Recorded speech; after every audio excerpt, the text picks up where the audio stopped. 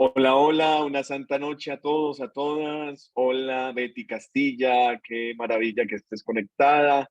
Mauricio Vargas Carmona, bienvenido. Hola, Liliana hermanos. Vanegas, hola hermano. Liliana Vanegas también desde Quilla, Barranquilla. Y la que estábamos extrañando con Buenas mucha noches, paciencia, ¿cómo Buenas están? noches, ¿cómo están? Buenas noches. tristes. Ah, Ay, ¿qué pasó con ustedes, santas de mi Dios? Estuvimos de retiro una semana y la semana anterior, ya jueves y viernes, fue la preparación para la celebración de la Eucaristía de las bodas de plata, diamante y de oro de unas hermanas, y el ingreso del prenoviciado también. Entonces estuvimos en eso. Ush, muchas cositas, muchas actividades. ¿Ustedes están dentro del grupo todavía? Sí, lo que pasa es que hubo un problemita con el celular de la madre, pero ya en estos días ya se soluciona eso. Ujú. Ah, bueno, Tramite usted listo. de su teléfono tramite el examen. Rosa. O sea que dentro de 8 días no hay necesidad de enviarle a Celinda la conexión para que le llegue a ustedes. No. Esperemos que no, pero ya con todo igual estaríamos comunicando por medio de ella. Ah, bueno, listo. Muchas Sí, gracias, hermana gracias. Jocelyn. Ajá. Bueno, muy bien, bienvenidas. Qué maravilla que nos puedan acompañar. Las personas que se están conectando, Rosario Castro, Lidia Contreras Izaguirre. Bueno, no nos escucha porque todavía se está conectando. Hoy tenemos esta cuarta entrega de nuestro itinerario sobre la virginidad de María. Les quiero agradecer de antemano por haber optado por cambiar el día jueves por hoy martes. Me parece pues que podemos llegar a más personas y también pues nos colaboramos muchísimo para poder estar aquí bien conectados. Entonces, para las hermanas, hemos cambiado teología espiritual, bueno, y las otras personas, cristología para el lunes, las clases del jueves, que es Mariología e Introducción a la Liturgia, que dan los martes, y Introducción a la Teología y Escatología los miércoles, conmigo. Este semestre voy a acompañar esas 6 clases. Bueno, muy bien, entonces nos vamos a poner en la presencia de Dios Todopoderoso, pues llamando, pidiendo ese amor tan grande de la Santísima Trinidad. En el nombre del Padre, y del Hijo, y del Espíritu Santo. Amén. Bendita sea tu pureza, y eternamente lo sea, pues todo un Dios se recrea en tan graciosa belleza. A ti, celestial princesa, oh Virgen Sagrada María, yo me ofrezco en esta noche, alma, vida y corazón. Mírame con compasión, no me dejes, Madre mía. Mi corazón a tus plantas pongo, oh Divina María, para que a Jesús le ofrezcas junto con el alma mía. Amén. Nuestra Señora de Guadalupe, ruega por nosotros. Trono de la sabiduría, ruega por nosotros. María, estrella de la evangelización, ruega por Ruega por nosotros. nosotros. Que Dios Todopoderoso nos bendiga por intercesión de la Madre del Cielo, la Santísima Virgen María, en el nombre del Padre, del Hijo y del Espíritu Santo. Amén. Amén.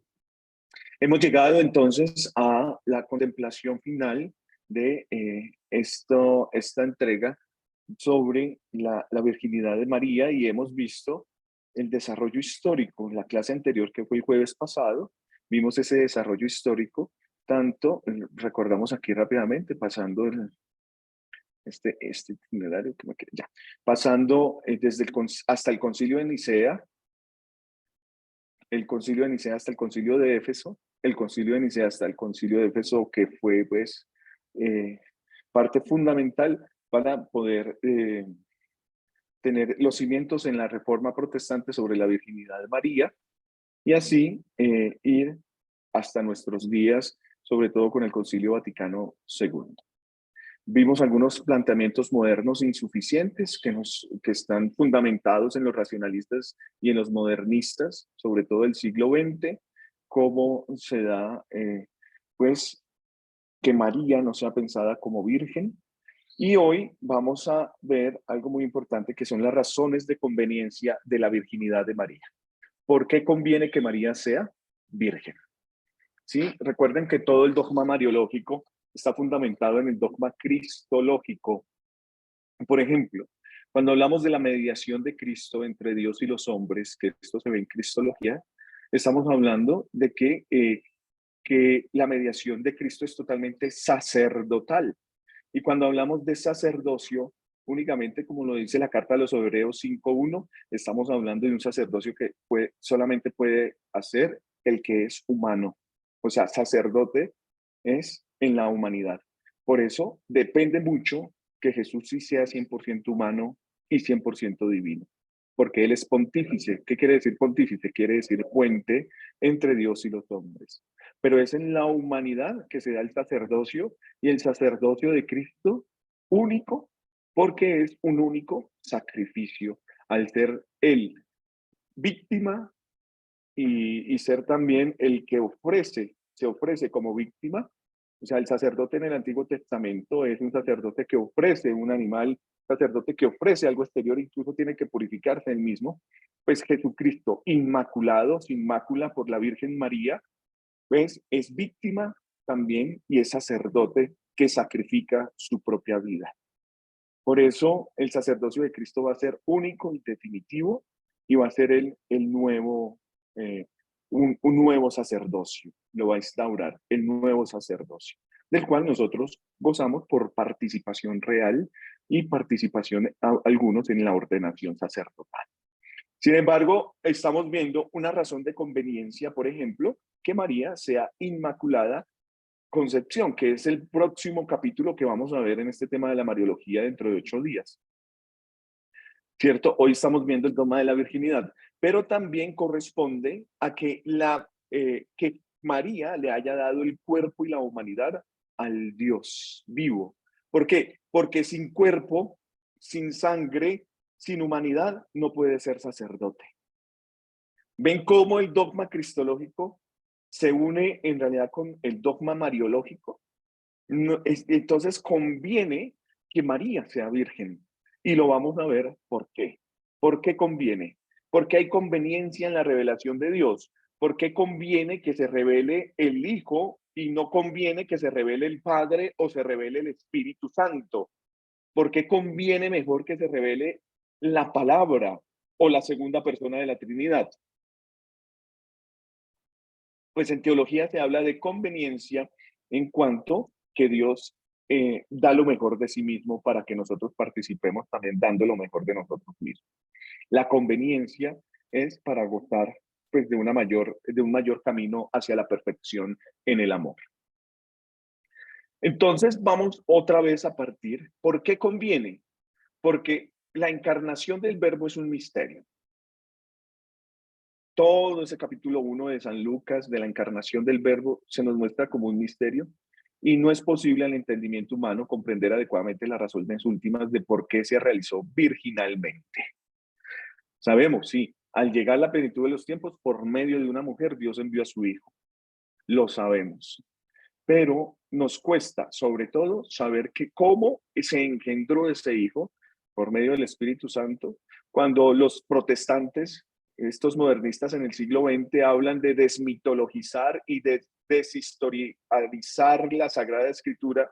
Se están refiriendo precisamente a esto, que no entendemos el misterio y necesitamos quitarle la fantasía o lo ficcioso a esos y al texto bíblico y leerlo como un género literario.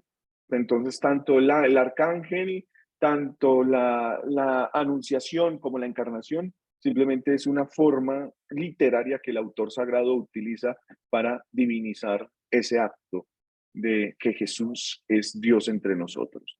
No puede ser así, no puede ser así, porque hemos visto desde la teología fundamental que la fe ilumina la razón y la razón obtiene la credibilidad de los contenidos de la revelación.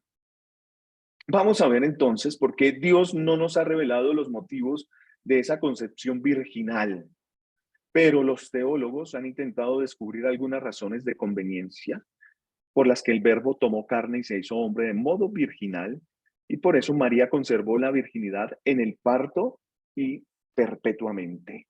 María sigue siendo virgen, y lo decíamos tan bonito: si María es modelo de la iglesia, es porque la iglesia es virgen también. María la iglesia es virgen y camina hacia esa perfección.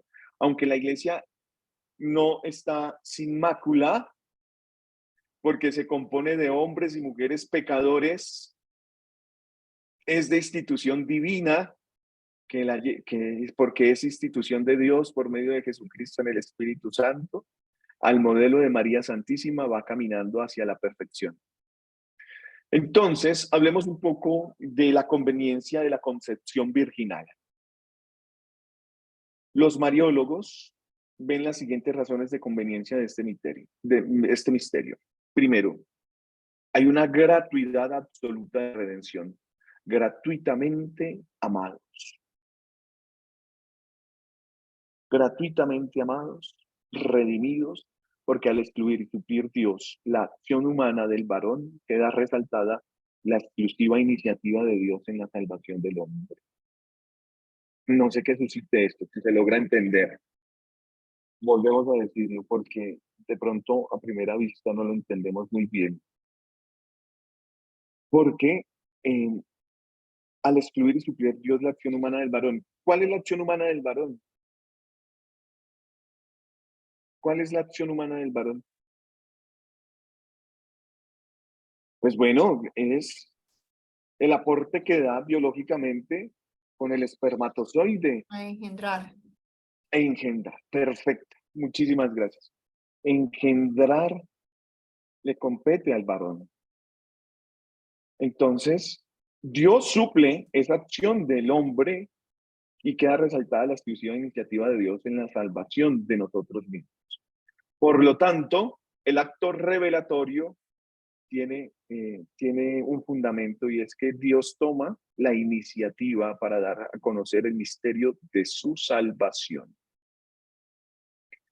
Y por eso Él excluye y suple la acción humana del varón. Segundo, conviene también que el Salvador, decir que el Salvador no es obra y fruto de los hombres, sino que es obra y fruto de Dios. Obra y fruto de Dios. Es Dios que si sale al encuentro, mire, todo esto está en clave de teología fundamental, de revelación y fe. Si el Salvador, ¿qué esperamos? ¿Es Dios? Pues es Dios mismo el que toma la iniciativa y es Dios mismo el que se encarna y no es por obra y gracia de él en los hombres, sino es por el fruto de Dios. Tercero, cuando se da la concepción de Cristo, se anticipa y prefigura el estado definitivo escatológico, el final de los tiempos. Nosotros. ¿Y qué es? Que nosotros vamos a ser redimidos y vamos a ir al cielo, donde serán como ángeles de Dios. No dicen serán ángeles, serán como ángeles.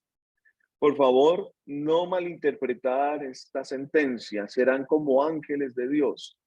Un alma no está llamada a ser ángel. Un alma está llamada a ser santa, santos. Está bien decir, la persona que se murió será como ángel de Dios. Está bien decir, el niño que falleció es como un ángel de Dios. ¿Y qué significa el como ángel? Cuando utilizamos la expresión como, nos estamos acercando a esa participación de la naturaleza divina. ¿Cómo están los ángeles con Dios? Pues participando de la visión beatífica que nos lleva a decir que vamos a participar de la naturaleza divina. Por eso seremos como ángeles, no porque tengamos alas en el cielo, no porque seamos los mensajeros en ese ministerio que ya tienen los ángeles, sino porque vamos a ser como ellos participando de la naturaleza divina en la eternidad. Bien, ese es el estado definitivo escatológico. Y por eso la concepción de Cristo anticipa, si la hace el Espíritu Santo, y se prefigura esa concepción en María Santísima. O sea, que si Dios puede encarnarse, puede resucitarnos. Es eso. Que Dios es todopoderoso, que si puede hacerlo, si pudo crear de la nada, puede volver a crear nuestros cuerpos y redimirnos y pasarnos también a la resurrección de la carne, porque Dios lo puede hacer todo. Entonces vemos cómo conviene esa virginidad, conviene que la virginidad de María Santísima haya concebido así. Y cuarto, en la aceptación total de María para concebir por obra del Espíritu Santo, al Hijo de Dios se representa y realiza el paradigma de la entrega absoluta y fecunda del hombre a los planes salvíficos de Dios. Entonces, Dios, si puede hacer que una mujer tenga su parto virginal, lo puede hacer, porque es Dios. Y puede preservarla y protegerla y que sea permanentemente esa virginidad, sí, porque es Dios. Pero también la aceptación de María, que representa esa entrega absoluta y fecunda de nosotros.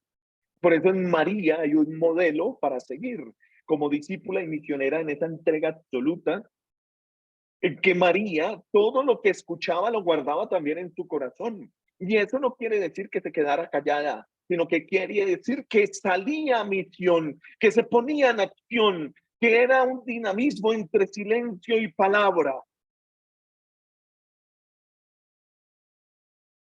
para anunciar ese plan salvífico de Dios. En ese parto virginal podemos encontrar al doctor Angélico, Santo Tomás de Aquino, que enseña que de la maldición de Eva, que era concebir con detrimento, ¿cierto?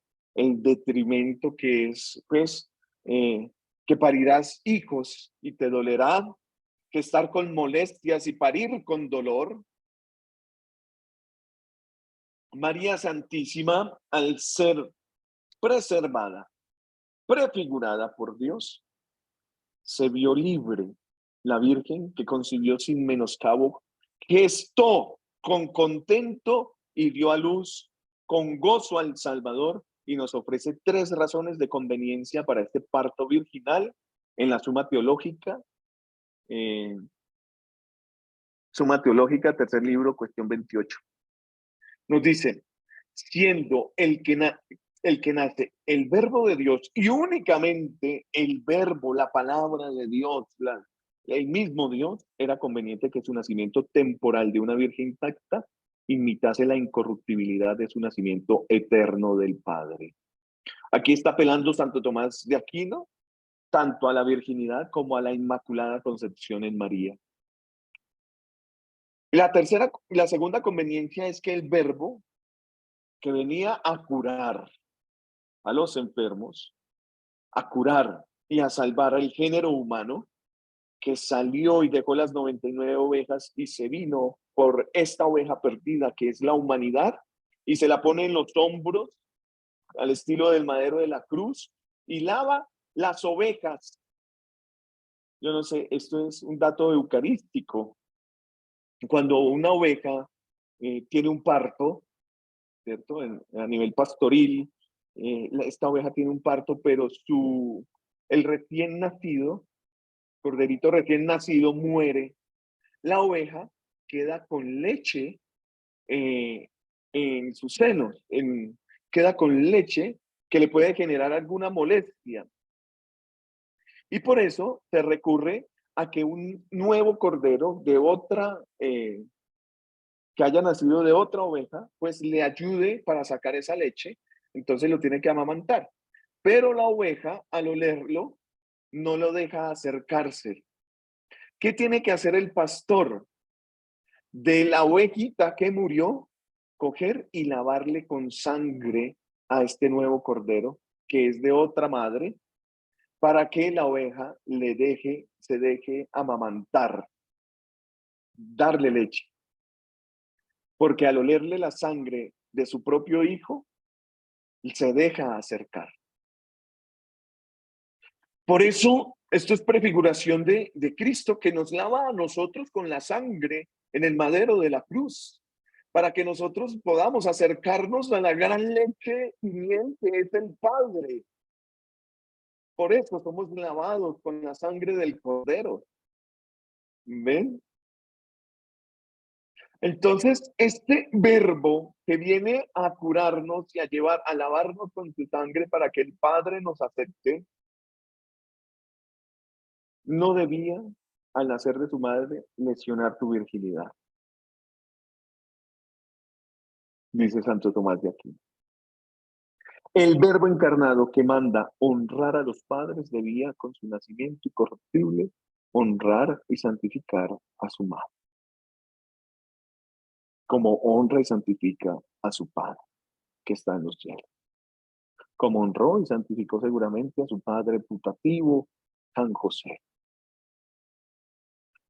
Vemos que en ese parto virginal, después del parto, Santo Tomás nos recoge diversas razones y las resume así. Siendo el único hijo, porque es el único hijo, nosotros somos hijos, pero en el hijo, nosotros somos hijos adoptivos de Dios. ¿Y cuántos hijos tiene Dios? Pues uno. Y nosotros nos agregamos a la participación de ser hijos por Jesucristo. Por eso convenía que el Hijo se revelase, se diera a conocer, para que nosotros en el Hijo fuéramos aceptados al Padre, en el Padre. Siendo este el único Hijo desde la eternidad, convenía que en el tiempo fuese el Hijo único de María. O sea, María no tuvo más de relaciones, lo creemos por fe. No tuvo más hijos, no. Haber tenido más hijos hubiera sido una injuria para el Espíritu Santo, que había elegido y santificado el seno de María como santuario de su acción admirable. Hubiera sido indigno de la santidad de María y de José, al que también había sido revelado el misterio de su virginal esposa. Virgen, la Virgen María. Bien, Santo Tomás nos recoge estas razones y las resume de esa manera. Veamos ahora la relación entre la maternidad divina y la concepción virginal, porque hablamos de que María es madre virginal, madre virginal, madre de la iglesia, madre de los pueblos, pero es una madre virginal.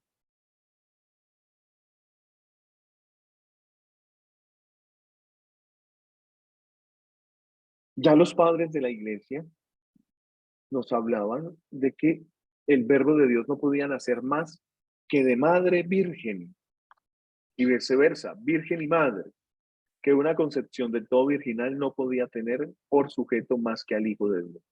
Y esa enseñanza parece superar la mera relación histórica entre ambos misterios y parece insinuar que existe una cierta relación.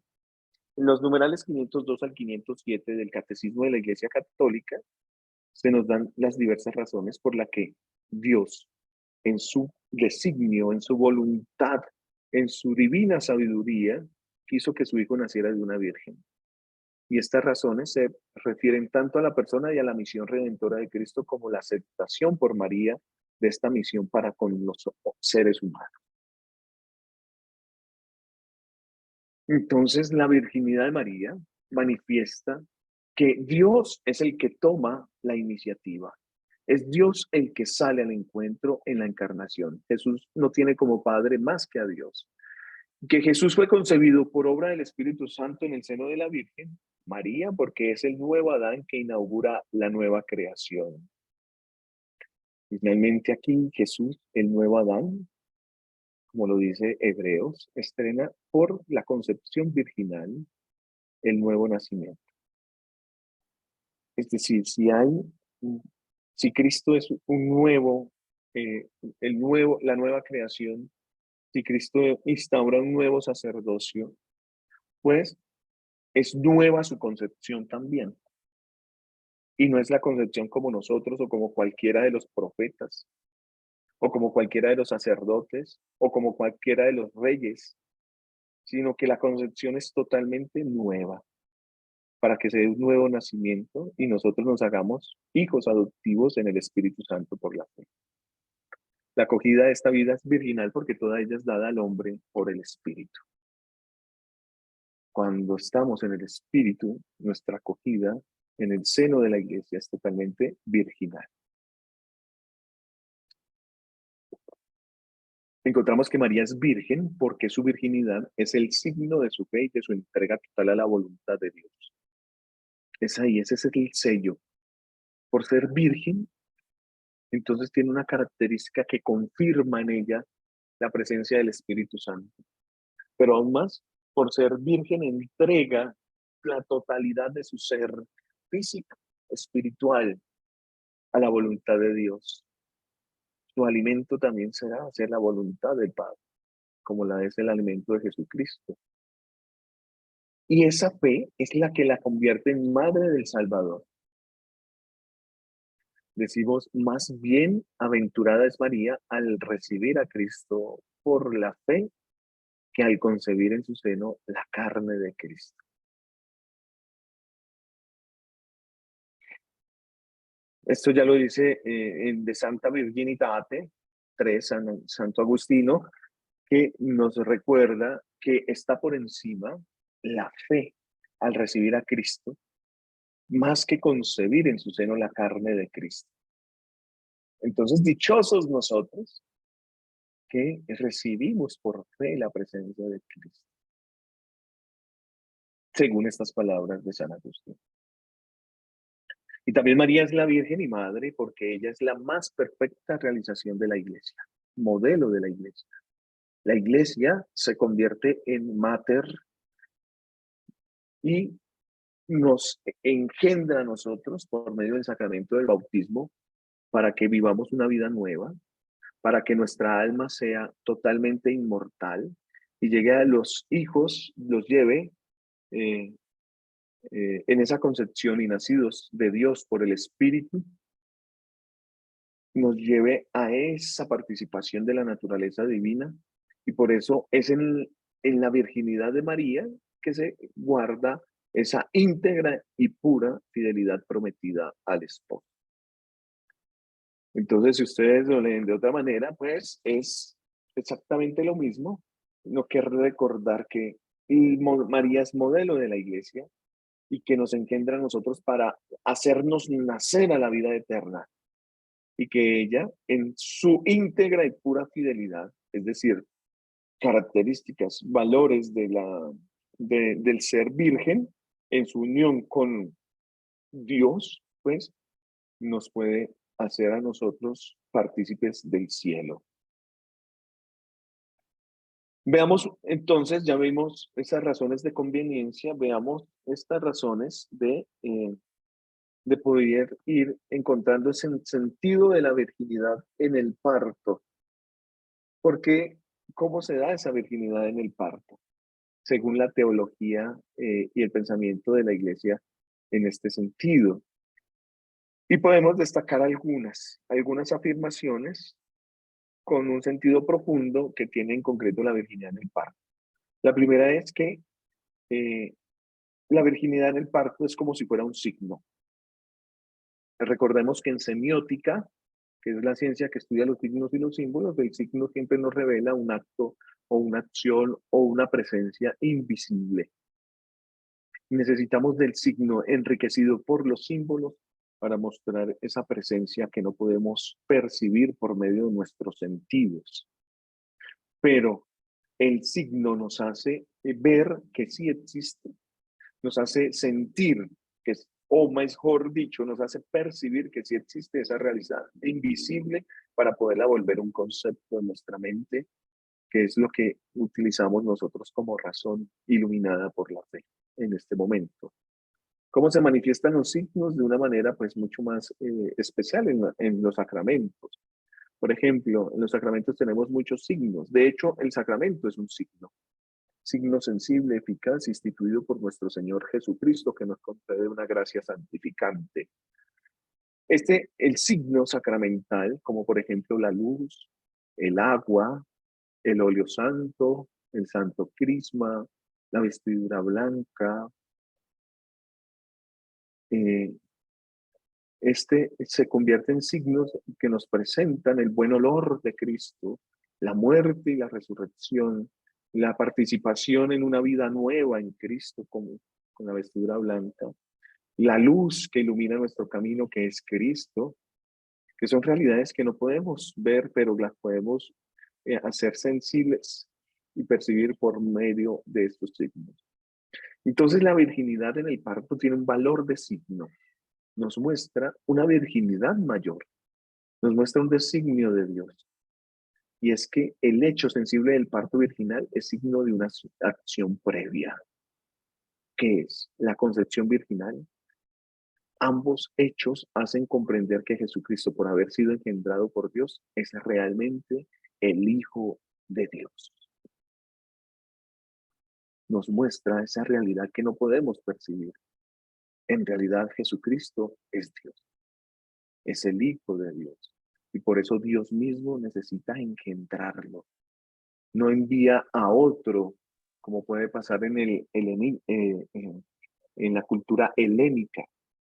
Los griegos, en su politeísmo, que todavía vemos por ahí en esos textos o en las películas que sacan ahora, Zeus tomaba la condición de ser humano, eso es modalismo, que se volvía hombre y muchas veces se valía del mismo aspecto físico del esposo de la reina o de la mujer que le gustaba, tenía un esposo y él tomaba ese aspecto físico, mientras que en realidad este estaba en guerra, peleando o haciendo otra actividad, y engendraba en esa mujer, en esa mortal, engendraba un hijo, que al nacer era un semidios.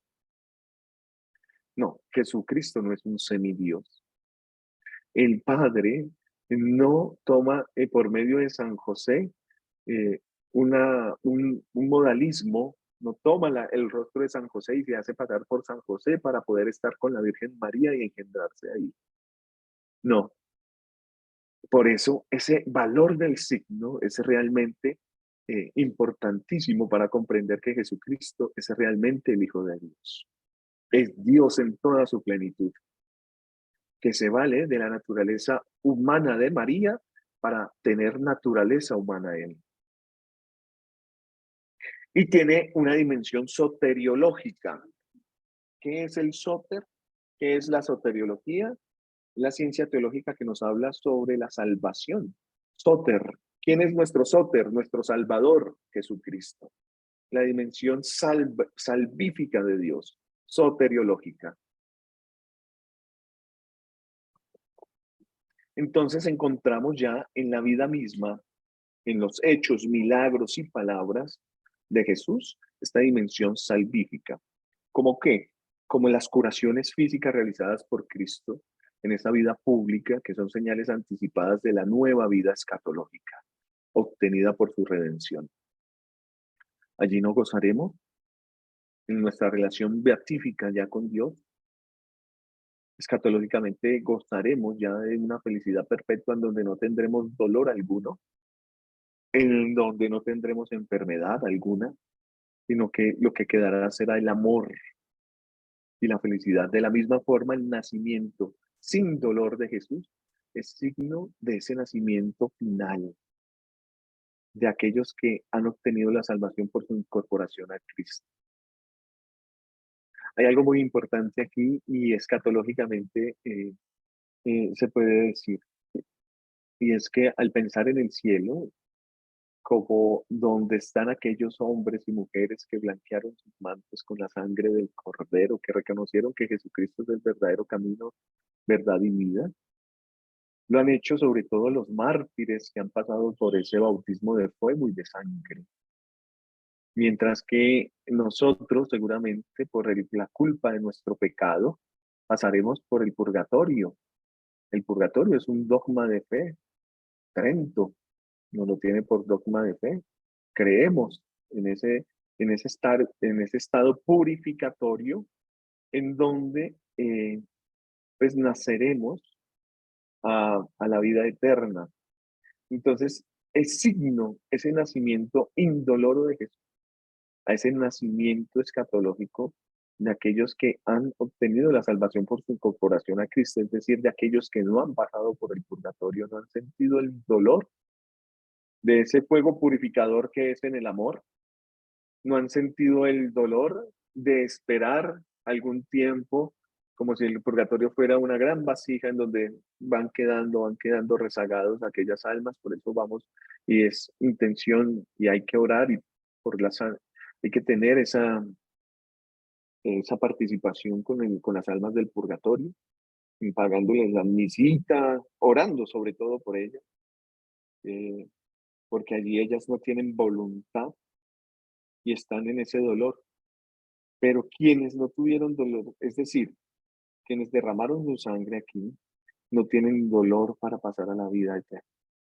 Eso es la dimensión soteriológica unida con la escatología. También la tradición de la Iglesia relaciona el modo de cómo se encarna, cómo podemos decir, cómo desciende Cristo, que es un modo sin dolor, indoloro en María Santísima, y de la misma manera vuelve al seno del Padre, vuelve a sentarse a la diestra del Padre. Allí Cristo, entonces, ¿qué hace? Que tanto cuando baja como cuando sube, en ambos movimientos, hace que permanezcan intactos los sellos del seno materno y de la tumba. Del seno materno donde salió y de la tumba en donde entró para ir al Padre. Impresionante eso. Y María aparece como ese prototipo, como esa primer mujer, como referencia del nuevo pueblo de Dios. Esta va a ser la tesis de Ratzinger cuando habla en eclesiología, en su texto doctoral, como el nuevo pueblo de Dios, como en María somos nuevo pueblo de Dios. Y esa es una relación eclesiológica, eclesiotípica en María, porque en ella se anticipan los rasgos esenciales. La Iglesia es virgen y madre, madre y maestra, maestra y discípula, maestra y discípula y misionera, esposa de Cristo, en cuanto que es sacramento de Cristo. Nos muestra a Cristo que engendra y da luz a sus hijos virginalmente. Por favor, no confundir al decir que si María entonces es modelo de la Iglesia, es esposa de Cristo. Por lo tanto, en esa relación que tiene con Cristo de esposa, no es conveniente decirlo, así como María no es esposa en realidad, no conviene decir que María es esposa del Espíritu Santo, no conviene decir que María es esposa de forma directa de Cristo, porque la relación entre María y Cristo es una relación de maternidad y Cristo con su madre de filialidad. De igual manera, la relación de María con el Padre es de filialidad. Sin embargo, al decir que es esposa de Cristo, siempre vamos a dar el giro para decir que al ser esposa de Cristo es porque Cristo le ama, porque Cristo se manifiesta en su plenitud allí, en la Iglesia. Por eso la Iglesia es sacramento de Cristo, que engendra y da a luz a sus hijos virginalmente. Virginalmente. Aquí está esa categoría fundamental. Leamos por último a alguien que nos colabore para leer esta audiencia general del 24 de julio del 76 de San Giovanni Paulo II. Allí como una catequesis hablando de la virginidad de María Santísima, que nos regala allí su voz para poder. Gracias, Betty. Venga, Sí. te escuchamos. Se debe afirmar que lo que guió a María hacia el ideal de la virginidad fue una inspiración excepcional del del mismo Espíritu Santo, que en el decurso de la historia de la Iglesia impulsaría a tantas mujeres a seguir el camino de la consagración virginal. La presencia singular de la gracia en la vida de María lleva a la conclusión de que la joven tenía un compromiso de virginidad, colmada de dones excepcionales del Señor desde el inicio de su existencia. Está orientada a una entrega total, en alma y cuerpo, a Dios en el ofrecimiento de su virginidad. Además, la aspiración a la vida virginal estaba en armonía con aquella pobreza ante Dios, a la que el Antiguo Testamento atribuye gran valor. María, al comprometerse plenamente en el camino, renuncia también a la maternidad, riqueza personal de la mujer, tan apreciada en Israel. De ese modo, ella misma sobresale entre los humildes y los pobres del Señor, que esperan de Él con confianza la salvación y la acogen. Lumen Gentium 55. Pero presentándose como pobre ante Dios y buscando una fecundidad solo espiritual, fruto del amor divino, en el momento de la anunciación, María descubre que el Señor ha transformado su pobreza en riqueza. Será la madre virgen. No alcanzo a ver lo último. Bueno, dice, será la Madre Virgen del Hijo del Altísimo y más tarde descubrirá también que su maternidad está destinada a extenderse a todos los hombres que el Hijo ha venido a salvar. Bueno, muchas gracias, Betty. Muy bien leído. Encontramos aquí en estos 3 párrafos, es como San Juan Pablo II está llamando al orden de las vírgenes y cómo esto en la iglesia ha sido muy querido, muy preservado, las vírgenes consagradas, ¿sí? Al estilo de María Santísima, que inspira en esa unión virginal con el Espíritu Santo, esa realización del ser mujer.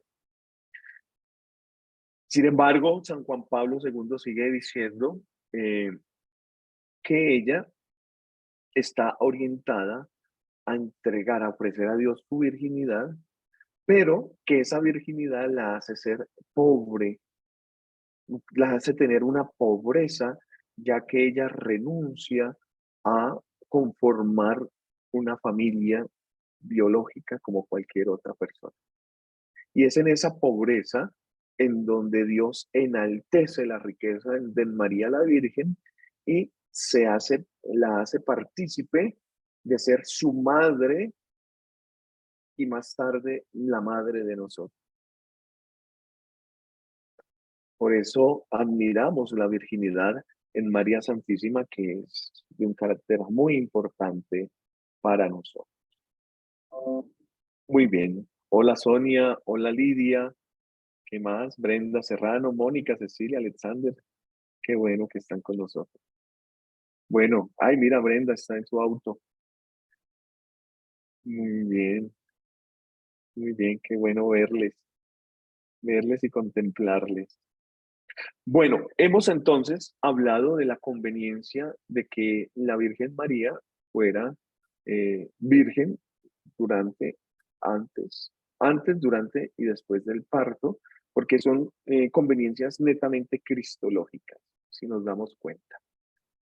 Y al ser cristológicas, pues obviamente están llamadas a la redención y salvación del género humano, de nosotros mismos, como lo ha predicado la Iglesia.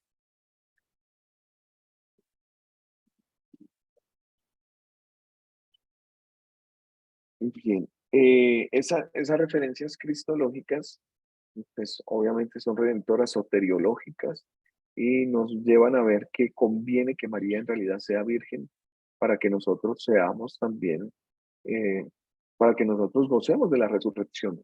Entonces, una buena tesis sería, ¿qué relación tiene la resurrección de nosotros con la virginidad de María? Y usted ya está en la capacidad de explicarlo. ¿O qué ¿Qué tiene que ver la muerte de Cristo con la virginidad de María? Son buenas tesis en donde podemos explicar todo desde el dogma cristológico. Si Cristo muere para darnos a nosotros la redención y la salvación, porque al entrar al mundo, Él asume la condición humana por medio de una mujer, y al ser sin mancha, y al conseguirle virgen y mantenerla virgen, hace que nosotros seamos también en esa virginidad asumidos por el Padre. Bien, todo esto se puede complementar, se puede unir, se puede relacionar, se puede sistematizar. Pero yo quiero saber qué te dice tu fe. ¿Tú crees en realidad que María es virgen? ¿Tú vives como si María, creyendo eso, que María es virgen antes, durante y después del parto? Aunque cuestione tu razón, te cree dudas. ¿Lo crees por fe? Y si lo crees, ¿qué acciones haces en cuanto a esa virginidad de María? ¿A qué te invita esa virginidad de María en tu propia vida? Que A son palabras, imitarla. a imitarla. Bueno, quizás, bueno, no somos vírgenes, quizás, ¿cierto? Podemos decirlo, ya estamos aquí en nuestra adultez. De pronto hemos roto eso, o de pronto no. Pero ¿de qué me sirve? Y entonces, ¿eso me capacita para hablar o no hablar de la virginidad de María? ¿El que yo sea virgen o no? ¿El que ya haya tenido hijos? ¿El que ya haya tenido, engendrado y concebido una familia? Bueno, yo pienso que la virginidad también puede ser de corazón, ¿no? De pensamiento, de acción. De O sea, intención. no solamente sí. Entonces, llevar una vida virginal a través de la Virgen María, con sus ejemplos, también sería una vida en castidad.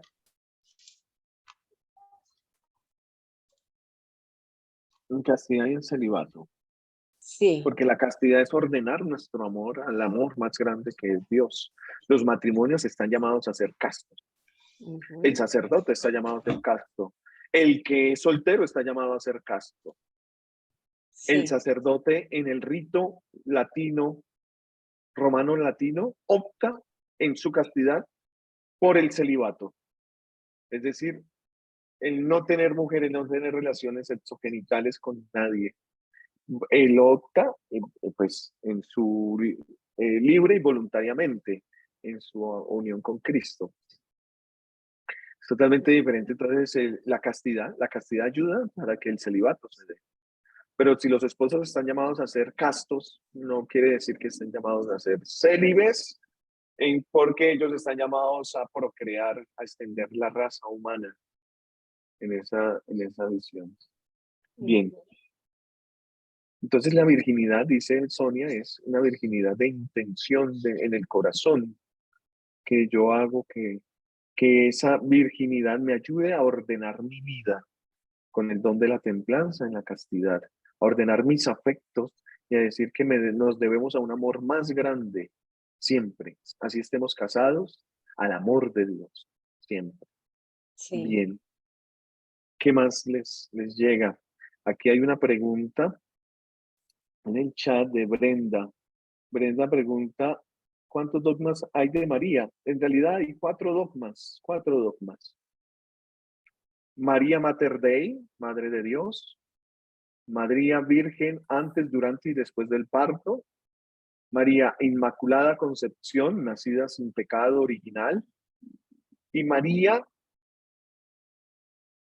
Asunta al cielo. 4 dogmas de la Virgen María. Vamos a entrar a ese dogma de la Inmaculada Concepción en la próxima sesión. Nos acompañará durante estas 4 entregas que vamos a tener durante el mes de agosto, el dogma de la Inmaculada Concepción. Y de igual manera vamos a ver los fundamentos bíblicos, el desarrollo histórico, las conveniencias de la Inmaculada Concepción, todo en pro del dogma cristológico. ¿Listo? Porque si lo vemos fuera de eso, entonces esto se nos vuelve un género literario, se nos vuelve algo ficcioso, se nos vuelve algo que razonamos y dudamos y que no comprendemos por nuestra limitancia, por nuestro estado limitado humano. Por eso todo esto es en pos del dogma cristológico. María siempre remite a Jesucristo. Y por eso esos dogmas convienen que se hayan dado para que Cristo sea Cristo. Así Bien. es. Bueno, Rosario Castro, Liliana, Alexander, Cecilia, Mónica, Mauricio Vargas, ¿qué nos queda? Pues a ¿Qué mí, nos queda? a mí me encantó en una de las clases anteriores cuando tú hablaste de María, la pureza de María desde el alma. O sea, La no pereza solo de María. Ah, no, la no pureza. la pureza desde la virginidad, desde el alma. Eso me pareció muy bonito. Y bueno, o sea, tú sabes, yo te conté desde el inicio más o menos el caminar mío. Y bueno, fíjate que en el medio de mi caminar yo siempre decía, pero bueno, ¿y cuál es el afán con atacarla? Sí, o sea, mal o bien, o sea, si no es por ella, nosotros no tenemos a Jesús. O sea, yo siempre decía, si no es por ella, nosotros no tenemos a Jesús. Yo siempre llegaba a la misma conclusión. Yo decía, pero ¿por qué la atacamos si no es por ella no llegamos a Jesús? Y yo siento que por eso siempre como que me miraban raro. Además que yo también como que decía, esa parte de la cruz tampoco como que no me sonaba porque como que no me, a mí siempre me gustó colocarme mi crucecita y eso tampoco lo veían bien. Pero fíjate que antes de que tú dijeras lo del alma, yo estoy trabajando con la pastoral infantil. El sacerdote, el párroco de acá me pidió que trabajara con la pastoral infantil y retomé, porque yo estuve trabajando un tiempo coordinando y retomé ahora hace poco. Y los niños, antes de que tú hablaras de lo de la pureza del alma de María, me hicieron una pregunta que yo siento que debía haber respondido, pero en ese momento no sabía cómo responderlo y me quedé plop. Porque ellos me decían, una persona cuando ya es casada, cuando ya tiene un hogar y de pronto ya no tiene el esposo, ya no está con los hijos, puede llegar a consagrarse y ser religiosa. Entonces yo le decía, sí lo puede hacer, pero ya no es virgen. Yo le decía, pero si entrega su vida al servicio al Señor, lo puede hacer, pero no le pude explicar de pronto la pureza del alma que también nos las enseña María. Entonces, eso me parece importante. La pureza del alma, o sea, no solo la virginidad en la parte física, que como dijiste tú, cualquiera la puede comprobar en un consultorio médico, sino la parte del alma. Y eso en este momento es tan importante enseñársela a los niños, esa parte de la virginidad del alma. Entonces, eso me gustó mucho. Yo pienso que de todo lo que hemos hablado en este día, pues eso como que me marcó. Gracias, Liliana. Muy bien. Sí, mira que me haces pensar que durante mucho tiempo, para que esto no pasaba tanto en la parte masculina, pero en la vida consagrada femenina, se prefería que la religiosa fuera virgen, fuese virgen. Se prefería para que se uniera en ese estado virginal también, como la Virgen María, y también en el ordo virginum de la iglesia, en el orden de las vírgenes. Sin embargo, esta forma, este concepto ha cambiado y se habla de esa virginidad desde la pureza del alma. ¿Sí? O sea, no es condicionante que una religiosa o una mujer, al ser religiosa, sea virgen. Por lo tanto, conozco varios sacerdotes que sus mamás enviudaron y son religiosas, consagradas. Sí, sobre todo en el monasterio de la Visitación. En el convento que tenemos en el convento de las Madres Agustinas en Talavera de la Reina, en España, tenemos varias madres de algunos frailes agustinos que ya entraron entraron allí y que se consagraron ya tienen votos perfectos. Y son religiosas agustinas. A mí me comentaba una hermanita religiosa pero ya esto es hace mucho tiempo, muchos siglos, yo diría que un siglo o algo así atrás, creo que fue en Francia, que ella se consagró después de tener su esposo y todo lo demás, y su esposo murió, y luego de eso se consagró y fue religiosa, pero no recuerdo en este momento el nombre, José. Bueno, es en Casia, se llama Santa Rita de Casia, que tuvo todos los estados de vida, ¿no? Ella fue casada, enviudada y fue religiosa. Y tuvo 2 hijos. Los hijos se querían vengar del asesino de su padre. Y ella dice, prefiero verlos muertos antes que pecadores, robándole la vida a una persona. Y los hijos mueren. Y ella finalmente termina en el convento de las Agustinas en Casia. Creo que es por ese lado. Pero mira que esto pasa pues hacia el siglo XIII, creo que está Santa Rita de Casia, que tiene incluso un estigma en la frente de la espina, de la corona de espinas, y decían que en el convento le olía inmundo, putrefacto ese estigma. Pero cuando muere, el olor le cambia. Una santa y mística que queremos mucho, porque es patrona de los casos imposibles también. Nos recordamos en Santa Marta. Pero Santa Rita de Casia, al pasar por todos esos estados de vida, nos hace recordar. Pues mira que el tema del celibato, aquí entra en juego también el celibato dentro de la iglesia, que se va optando pues al estilo de Jesucristo. Decía un padre de manera jocosa, irrisoria, decía, yo soy casto, yo soy célibe para serle fiel a todos y a todas. No se trata de negar un amor, sino de saber que nos debemos a un amor más grande y que la iglesia en el rito latino ha optado por el celibato de sus sacerdotes y de sus religiosas, cosa que ha sido muy debatida ahorita con los sínodos, ¿no? Con este sínodo. Por ejemplo, el sínodo que se dio de la del Amazonas, aquí en Latinoamérica, esto reventó. No tenemos sacerdotes y no tenemos religiosas que se vayan allí a misionar. Es que sí tenemos laicos con sus familias.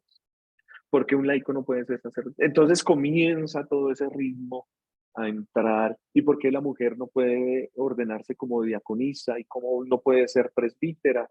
Y comienza todo esto. Entonces, digamos que la razón primeramente es una razón cristológica. Es un fundamento cristológico en que Cristo se mantuvo célibe, en que Cristo dio su vida sin concebir, no, sin engendrar como varón en una mujer su descendencia, que han querido mostrar eso, ¿no? Existen películas como El Código de Da Vinci, todas esas cosas que hablan de que Cristo no fue virgen. Cristo fue virgen, lo creemos por fe. ¿Eso en qué importa? Nos van a decir los más progresistas y liberales en la teología. Importa mucho, porque de la misma manera nosotros estamos llamados a esa santa virginidad para poder pasar al cielo. Yo lo creo y lo vivo así. Quiero vivirlo así, aunque a veces nuestros deseos carnales, nuestra lujuria física y espiritual nos lleven a hacer actos o cosas de las que nos arrepentimos después.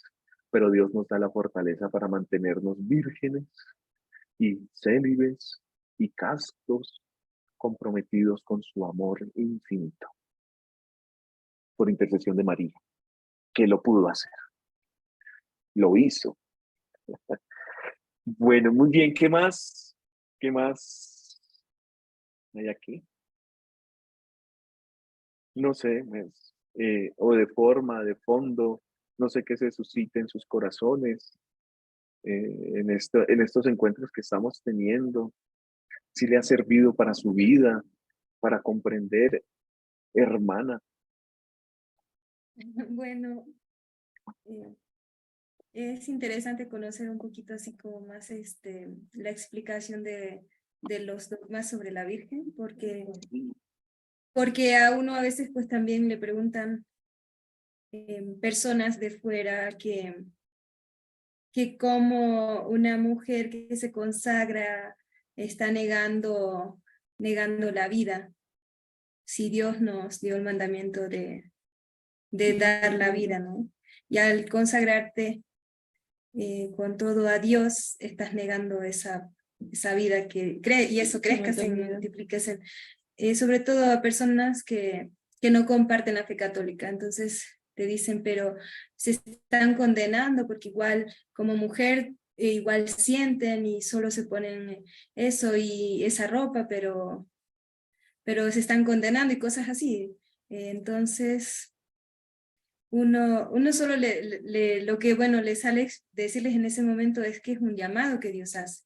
El alma siente ese llamado y quiere dar esa respuesta. No es algo que la persona pues busca por ella y por su propia fuerza. Es algo que Dios le regala, que Dios le da, y no porque sea la cerecita del pastel. No, sino porque Dios la miró así y la llamó. No importa la familia de donde viene, ni la historia de su familia, sino la voluntad que Dios tiene sobre esa persona y la obra que Él quiere hacer en ella. Y eso es lo que siente cada persona que es llamada, o sea, quiere dar una respuesta aunque no comprende, igual que lo hacemos nosotras y muchas otras mujeres en el mundo, y lo hacen también muchos hombres. O sea, es algo que no se puede explicar, pero que hay gente que lo ataca porque no lo comprenden, no es su vocación, no lo comprenden. Entonces lo atacan con mucha fuerza y pues sí llevan a cuestionarle, y si uno no está bien fundamentado en la vocación, puede decir, tiene razón, mejor me salgo y formo mi familia y no pasa nada, ¿no? Porque Dios igual nos ama, pero si tiene un proyecto de amor con una persona y esa persona pues lo hace a un lado, ese proyecto no sigue adelante, se queda allí. Eso.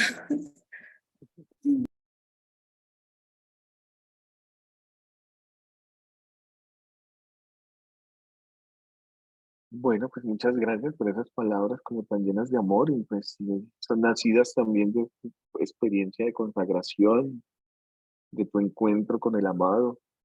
Esto es de alguien que se encuentra todos los días en ese servicio y contempla también y que ama lo que hace. Muchas gracias, hermana, por esas palabras. En definitiva, la vocación es de Dios. Dios llama y capacita. La vocación es de Dios. Ya se acabó el tiempo, ¿verdad? ¿O puedo decir algo más? Sí. No, lo puedes decir, Liliana, sí, bien. Sino que quedé como estancada. Yo sí, es que yo también quedé así, por eso quiero hablar. Yo hace 15 años perdí una nena, pero mi nena murió a los 6 meses. Y de pronto esa nena fue como el quiebre y fue mi salida de ese lugar donde yo estaba. Porque yo me preguntaba muchas cosas y había muchas respuestas que no me daban en ese lugar donde todo era prosperidad y todo era salud y todo era, o sea, era un montón de cosas locuras, porque yo ahora entiendo las cosas de una forma diferente. A lo que yo quiero decirle a la hermanita del noviciado es que yo en ese momento que perdí a mi nena de 6 meses, yo me sentía, y ya tenía 2 grandes, pero yo sentía ese vacío en mi nido. Y yo decía, ay, pero o sea, me siento sin hija, o sea, me siento que no tengo mi hija. Y llegué acá a Barranquilla, y acá en Barranquilla bueno, mi hija tenía un posible diagnóstico de síndrome de Down que nunca fue confirmado. Y resulta que llego acá a Barranquilla y pues en ese momento yo dije coincidencia, pero de hace unos años para acá ya me di cuenta que en la vida no hay coincidencias, sino diosidencias. Conseguí trabajo en una IPS con niños especiales.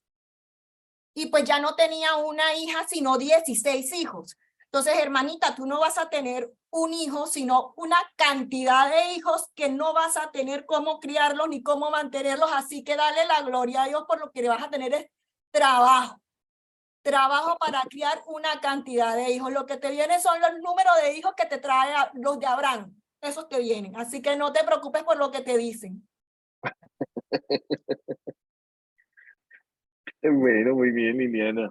Muy bien, muchas gracias. Y gracias por contarnos eso tan íntimo de tu vida. Y oramos para que el Señor, pues, Hay que te haga terminar con también. una sonrisa, ¿verdad? Sí, sí. Eh, bueno, muy bien. Ayer precisamente me invitaba a una familia de una parroquia a almorzar. Y oh, sorpresa que esta familia es familia sustituta, son padres sustitutos. ¿De quiénes? De niños abandonados en la calle, abandonados, tirados en la basura, que los recogen y los llevan a la entidad que se llama Instituto Colombiano de Bienestar Familiar, y ellos buscan familias para que los críen. Y estos niños llegan con una serie de problemas porque precisamente los tiran, porque los ven deformes, porque no los quieren y pues allí están, o sea, su salud es muy, muy baja y estas familias tienen que dar todo de sí para criarlo. Y esta familia han tenido ya 4 niñas y las han sacado adelante. 4 niñas. Ahí estaban con una de 5 añitos, come por gastro, con problemas rarísimos, pero ahí amándola y siendo padres de alguien que no conocen, supliendo el pecado de alguien y llenándola de gracia. Y peleando para que se las dejen como hijas adoptivas. Sin embargo, pues eh, bienestar familiar pues va rotando y siempre el dolor de estas madres, de estos padres al sentir que les quitan pues ya después de 5 años estas criaturas. Dios capacita. La vocación es de Dios. Así. Gloria al Padre, al Hijo y al Espíritu Santo, como era en el principio, ahora y siempre, por los siglos de los siglos. Amén. Muchas gracias por esta experiencia tan maravillosa de este mes. Nos vemos el próximo mes dentro de 8 días. Mañana Sí, viajo al Dios Distrito permite. Federal con la gracia de Dios. Allí nos veremos. Estaré allí para quienes deseen conocernos. Y dentro de 8 días la clase será desde allá, desde Cancún. Bueno, Un un solecito. abrazo en solecito. Ok, Bueno, chao. goodbye. Gracias, pasen Buenas bien. noches, muchas gracias. Buenas noches a Chao. todos. Buenas noches a noches. todos. Santa noche, bendecido descanso. Nos vemos ahora, hermanas. Chao. Chao, Lidia. Bendiciones. Me encanta verte ahí sonriendo.